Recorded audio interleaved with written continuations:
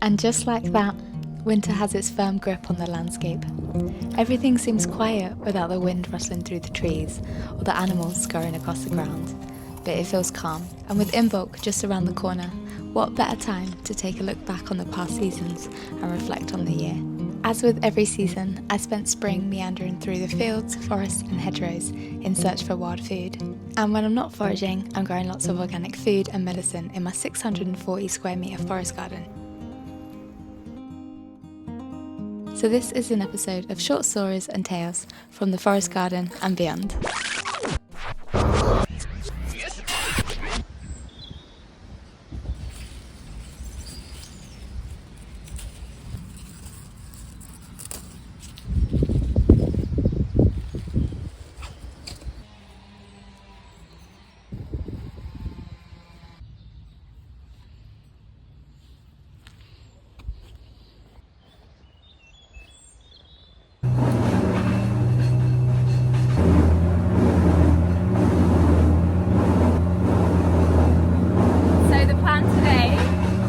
Recording my wild garlic harvesting video, but it seems my neighbours to get this tree chopped down and it's a tad noisy.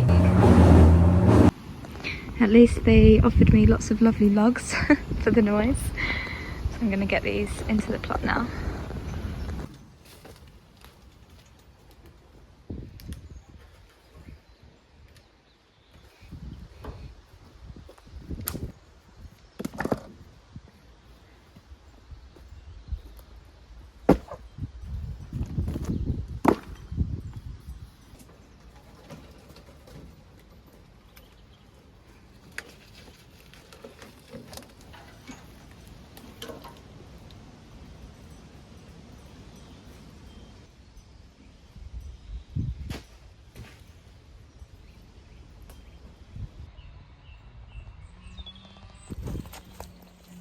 Got my basket of spring goodies and I'm going to head back to the kitchen.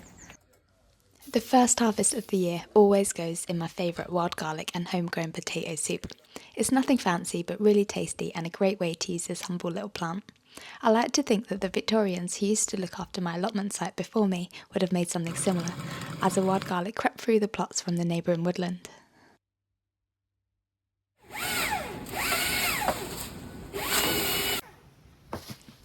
Today I'm helping out my arborist mate Wenners, who got called out to chop down this big old eucalyptus tree that had started snapping in the storms that we had last week. He needs someone to remove all of this foliage underneath and put it through the chipper, so I am chief chipper for the day.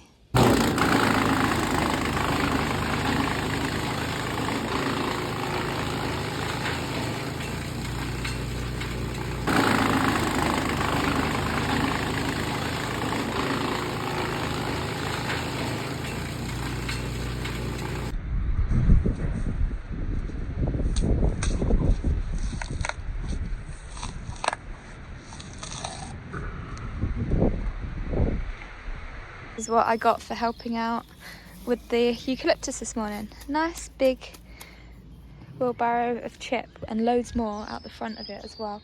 I'm just having my big old ash tree reduced from up here, and it blocks out a hell of a lot of light.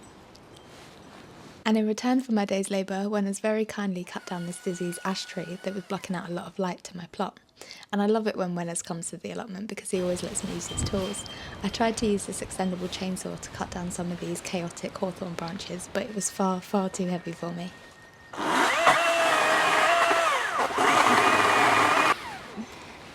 God, this hawthorn is so spiky.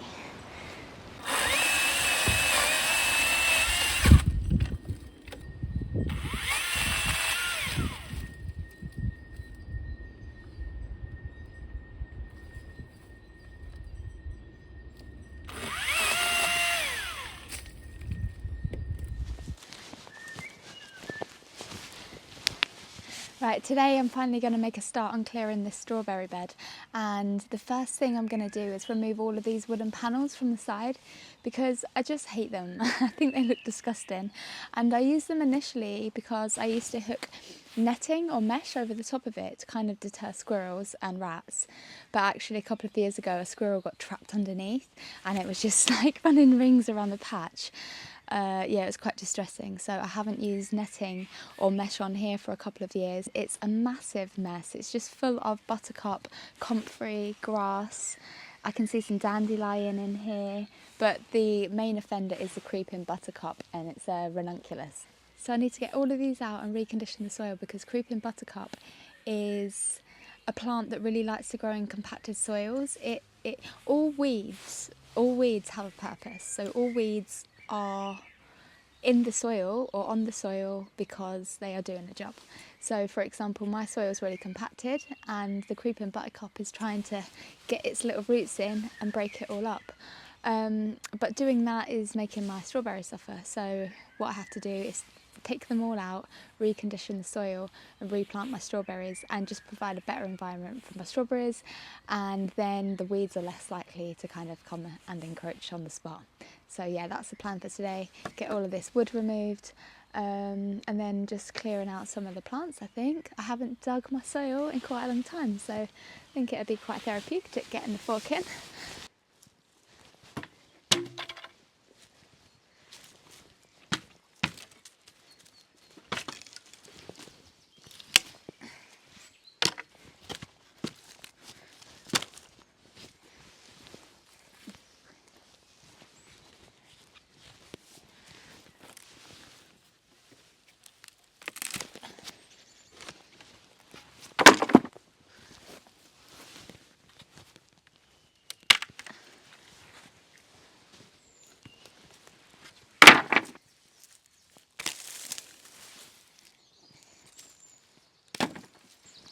Yay! I feel like it looks better already. But there are a lot of buttercup to get up now. If we come down here, you can see how the creeping buttercup kind of forms, and it has long roots like this that get all tangled up, and then it sends out little runners and they make more plants. So you can usually follow one plant and it will lead you out to the next one. God, this soil smells amazing.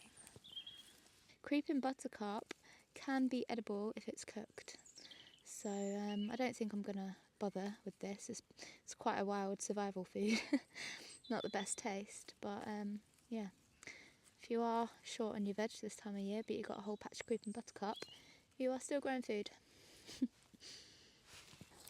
So I'm back for day 2 of strawberry bed renovation, and I'm just clearing out all of the healthy strawberry plants, giving them a bit of a tidy up and removing some of the dead leaves, and then putting them in this bucket until they're ready to get planted back out. It's going to take quite a while, I would imagine, this big bed.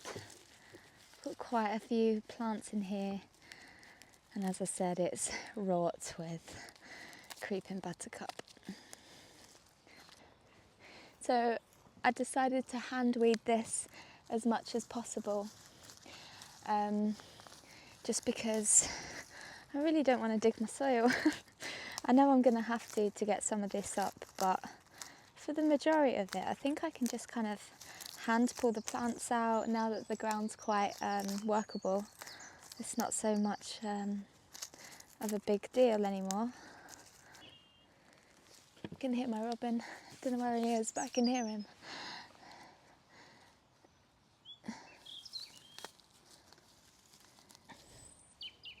Trying to get as many of these grass roots out as possible, because they always sprout new little plants up.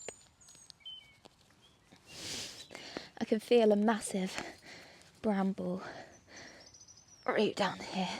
Just trying to prise it up, not breaking too much off.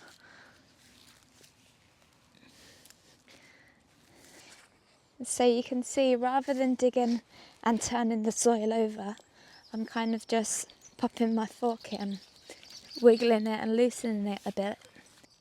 And this just aims for kind of minimal soil disturbance.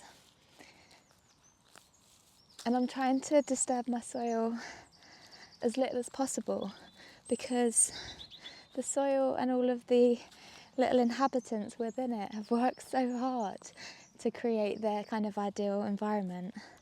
And me coming along with a big old fork and just turning it all over is kind of undoing quite a lot of their hard work.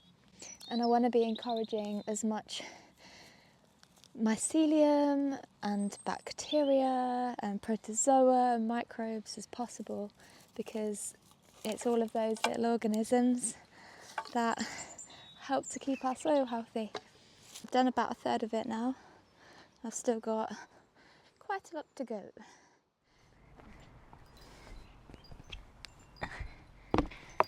Today I'm going to be repainting my ramp finally. Every year I like to give it a really good coat of green shed paint just to spruce it up a little bit for spring and summer.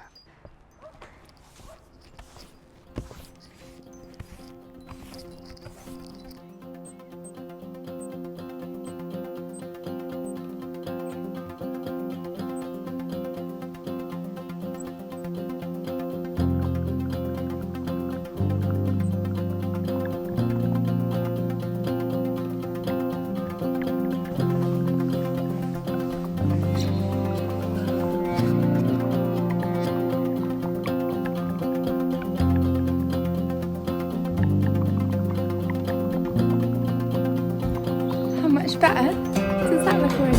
It's really soon. It looks so good now, doesn't it? I just need to finish the rest.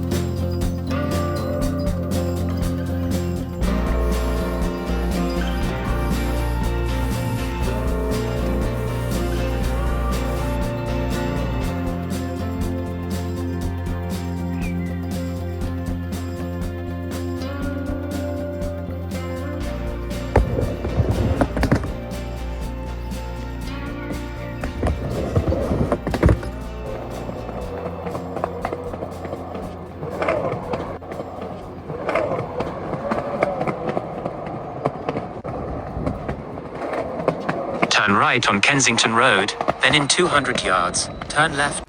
I've left the garden gates and come down to London for a work trip, and a very exciting one at that.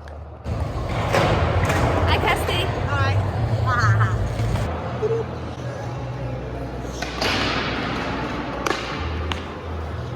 Where are The Natural History Museum. we? Are we allowed to be here?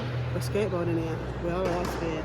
I run an organisation called Girls Skate UK, and as part of that I host events for brands and companies. Today I'm working with Red Bull to host an event at the Natural History Museum.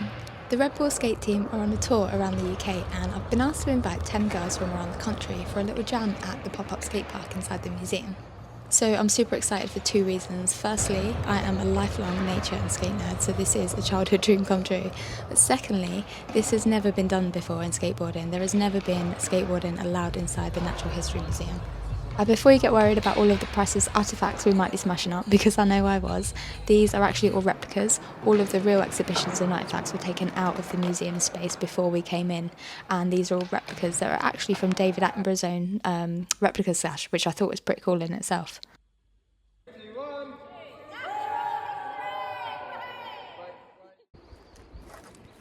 Well, it's a pretty grim day to be going to the allotment, but I've got two very important jobs to be getting on with. First up is shifting all of this wood chip.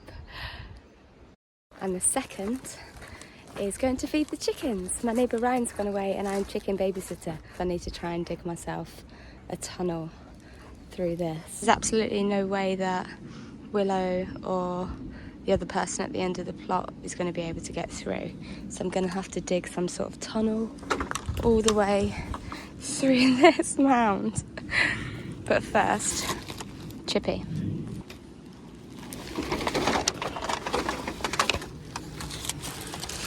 Just sitting here, enjoying my lunch. And what a beautiful sight to see. Can you see those? Loads and loads of ink caps. Can't wait to get a closer look after I've eaten some of this.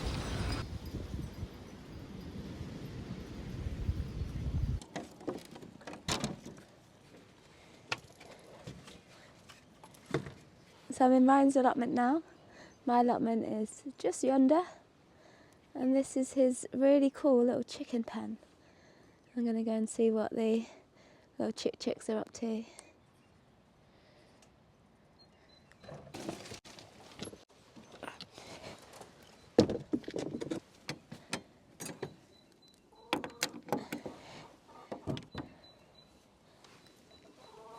Hello?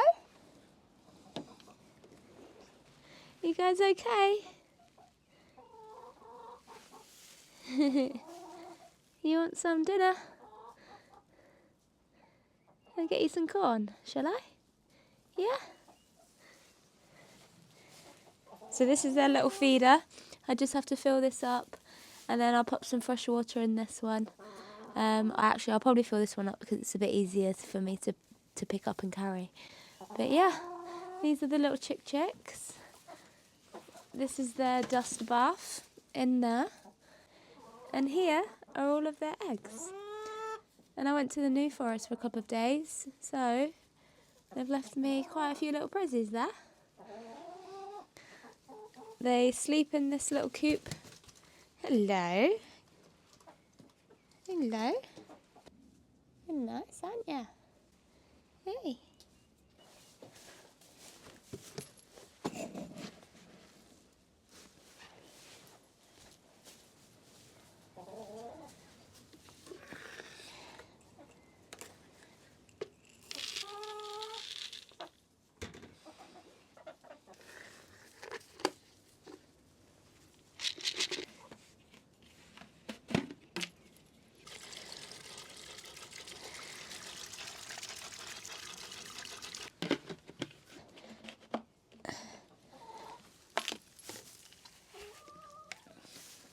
Right, next up is the best bit. Got my egg box ready.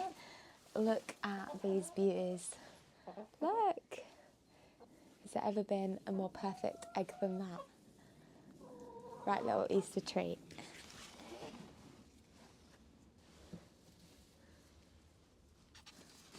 Look at those, man. Perfect.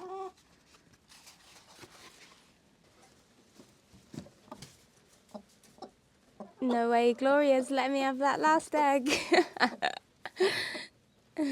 Sorry, girl. So this one's pretty chill. You can pick her up and she seems quite nice. She likes her head being scratched, I think. Does she?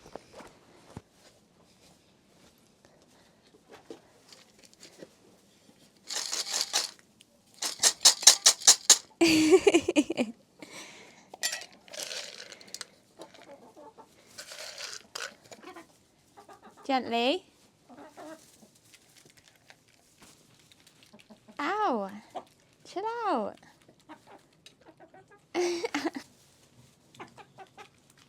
Ow!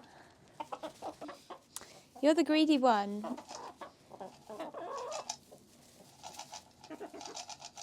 If the fun of looking after the chickens wasn't payment enough, look at this little egg bounty I get to take home as well.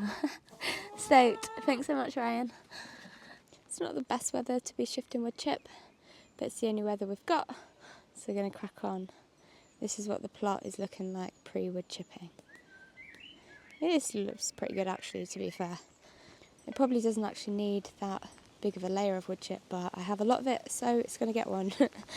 Let's crack on before the weather takes any worse of a turn. Well, I just left my eggs unattended for approximately 7 minutes. Something's pecked its way into one of them. Gosh. This wood chip smells absolutely incredible. But I need to do it as quietly as possible because I don't want to be disturbing this little nest inside here. This is where the robins are nesting. And I just saw a cute little head pop out earlier. But yeah, I don't want to disturb them too much, so I'm going to try and do it as quietly as possible.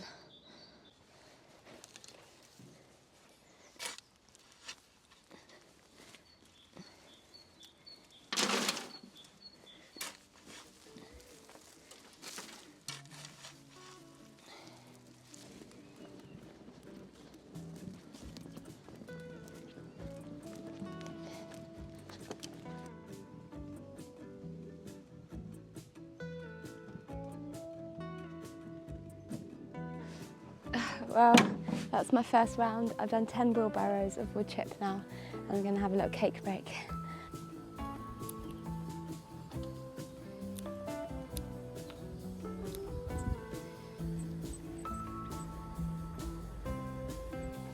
The sun's just come out and it is looking beautiful.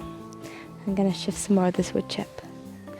I can probably do another 10 wheelbarrows today. I reckon I've got another 10 in me before it gets dark.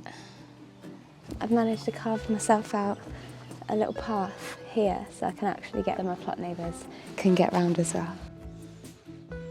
I'm sorry if I'm disturbing you, little one.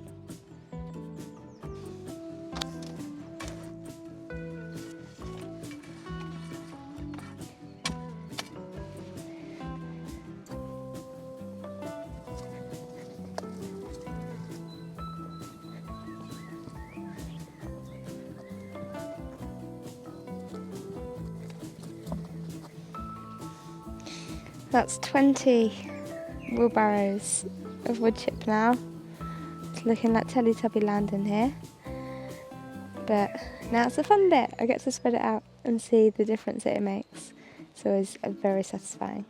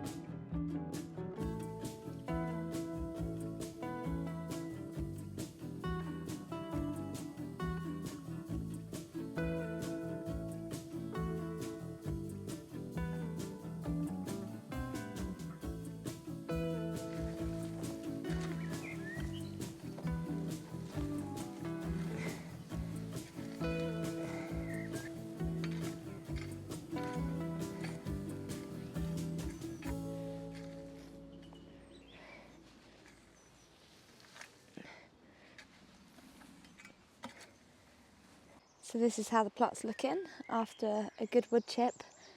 I only managed to get one half of the allotment done. I still need to do that side over there. But it's looking pretty damn fresh. This bed still needs filling. But yeah, it's looking pretty good in here. I'm actually surprised how much I managed to get done.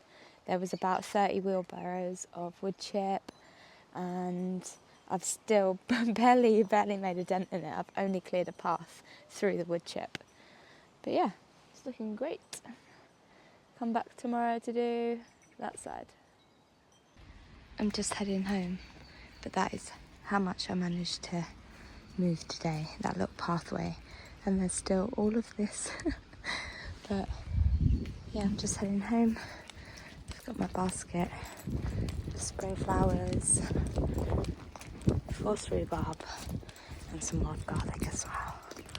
Stoked. Absolutely love getting mushroom tassels. I've been using these kits for probably a good 3 years now, and yeah, one of my favourites. I don't even bother trying other companies because this one is just so good. Oh, I've not grown these before. Black Pearl King Oyster. Sick. And then in here, we've got some more lion's mane. Awesome. So you can see the difference in how long these have been going for. So you can see all of this white fluff in this block here, that's all of the mycelium growing. Whereas this lion's mane looks like a fresh one because you can only just start to see all of this white mycelium starting to grow inside the block here. But yeah, this one is pretty colonised and ready to go. Really stoked to start growing these. I'm actually going to pop these in the shed for now. And I've actually got some lion's mane already grown in the shed from last year's kits that I got in October. And they've just started flushing again. So they're in the shed at the minute and I'm really excited to harvest those. So I think I've probably gonna have to do that now before I go away. I don't think I've got any time to go out today. I've got too much to do in the house. Anyway, let me go and show you the lion staying because it's really exciting. I can go in the fridge until I get back. So, tuck these away until Friday and then we'll come back to them. And then we shall start the process. Can't wait. Stoked.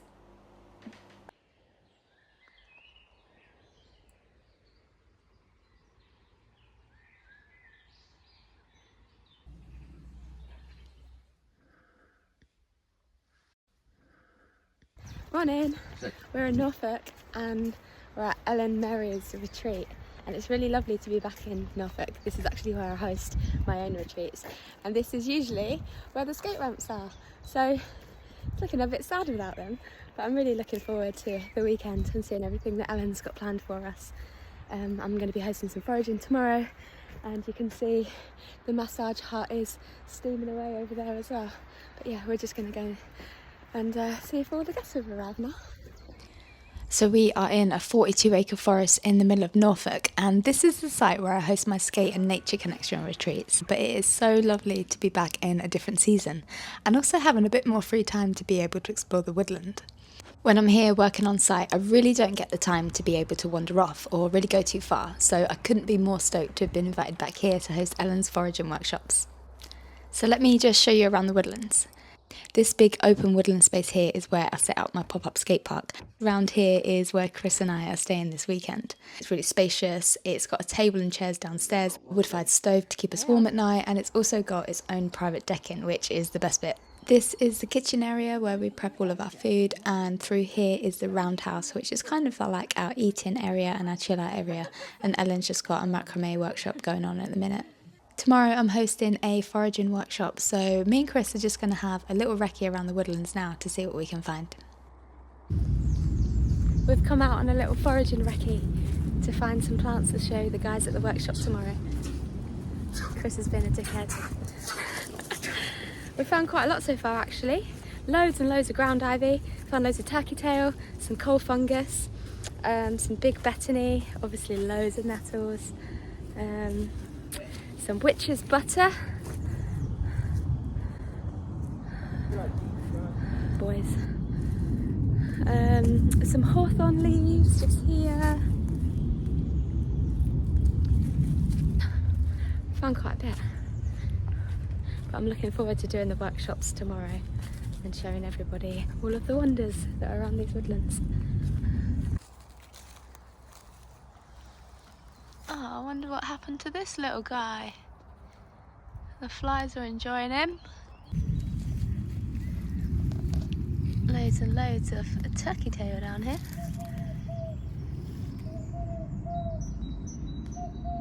And then just below it is some ground ivy. And this is a really, really delicious wild edible that's perfect for roast potatoes because it's got a slightly sagey kind of herby flavour. It's really, really delicious. It's a member of the mint family, and you can tell that because it has a square stem and these leaves that grow in opposing pairs as well. The flowers are beautiful, kind of purpley blue tubular flowers that look a little bit like the flowers that you'd see on a snapdragon plant. There's some water mint down there and watercress just there. I haven't got my microphone with me, so apologies if I'm a little bit quiet. We've just come to this little stream. Oh, don't slip, Danny. Oh God, there's some watercress down there. Can you see it? Lovely patch of watercress. There's loads of it along this little bank here. You see it more down there. God, I'm slipping down. Oh, babe, I'm falling.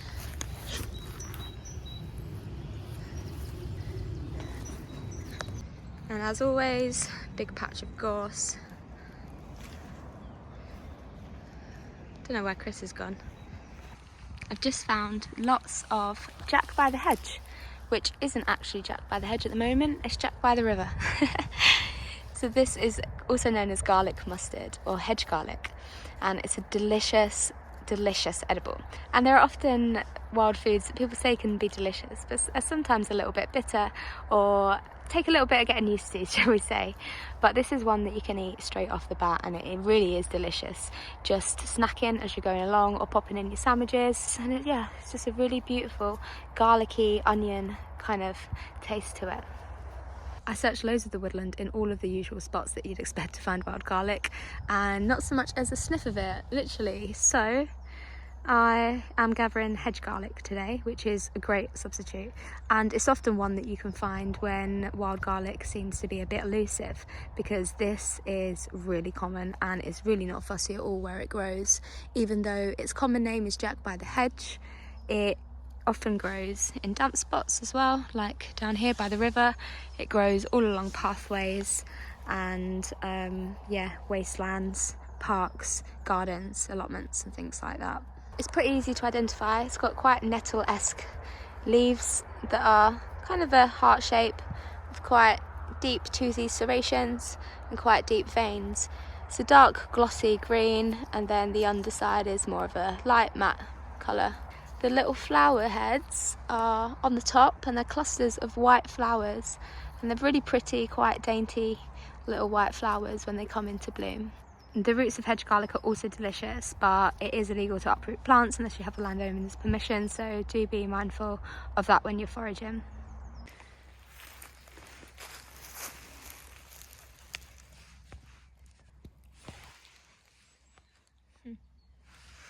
This is probably one of the best woodlands I've ever been to forage for mushrooms, and we come here every October during prime season, and April didn't disappoint either.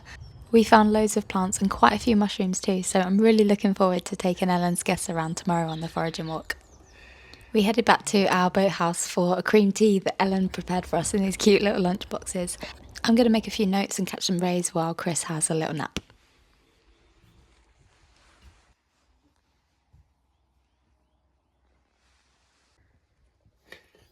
God, you're so sexy. I'm just living my life.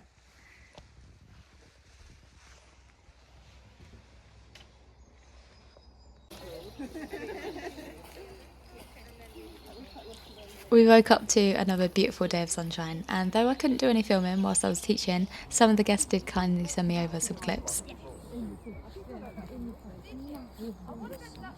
Our first stop was the big patch of gorse, and this is one of my favourite flowers to show guests. They also taste different all the way around the plant. So if you've got a plant that's on the south side and the sun's hitting it, it's going to taste more like coconut because the oils are getting released from the sun. Whereas if you have this The aftertaste is really lovely. that bitterness in the middle. The actual texture is like eating. It's texturally like coconut. I can get the coconut on that one.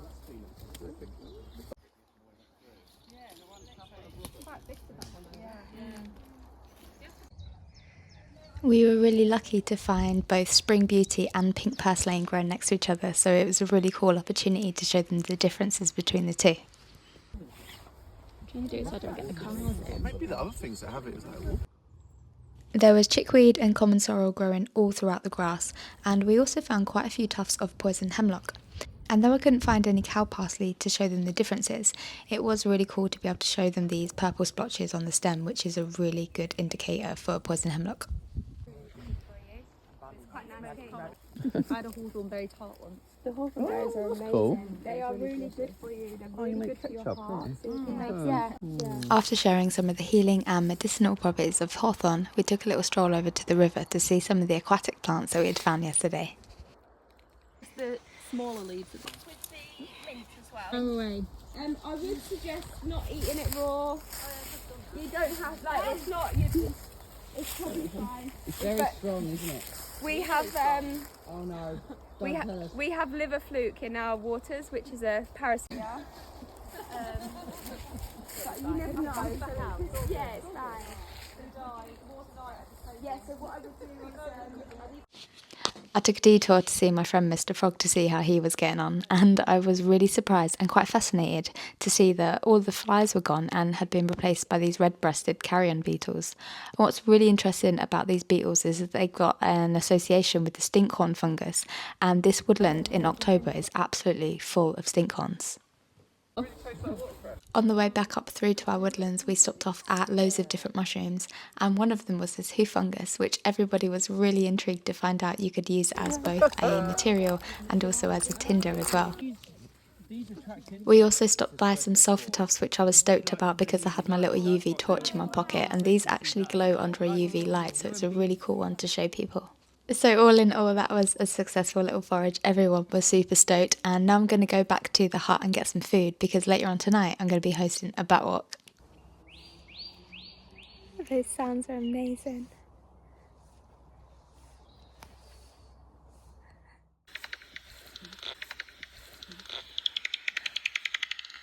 Oh look, he's going all around us. He's just done like a little loop. Yeah. You ain't out all winter.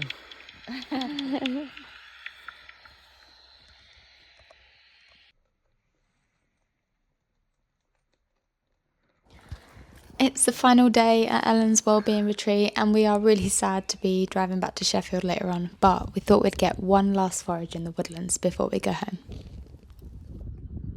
If you can see, but there's a circle around here.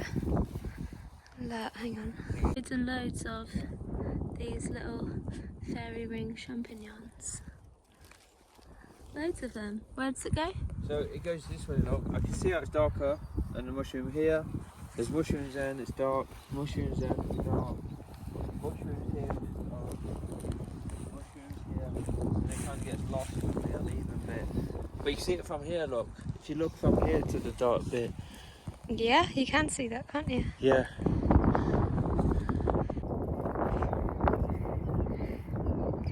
Can you see that big circle in the grass there? That is another indicator of the little mushroom colony under here. Maybe the same fairy ring champignons that we found over there. There's a little legend though that if you step inside a fairy ring, then the fairies will come and whisk you away to their little realm. Some of them picked already. Just found this little toilet in the woods. How good's that?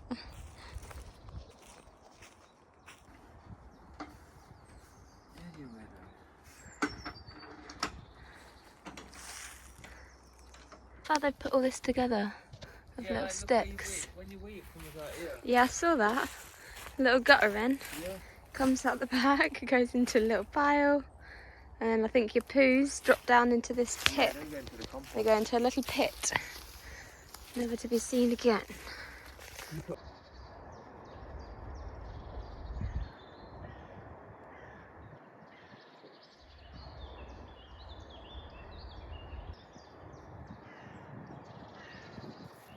I just made it worse. Look. Why do I go foraging in silly clothes? Of all the beauty that spring has to offer, I do think I have a couple of favourites, and the first is getting to watch the nesting birds. This year I had the pleasure of seeing the great tits nest right next to my skate ramp.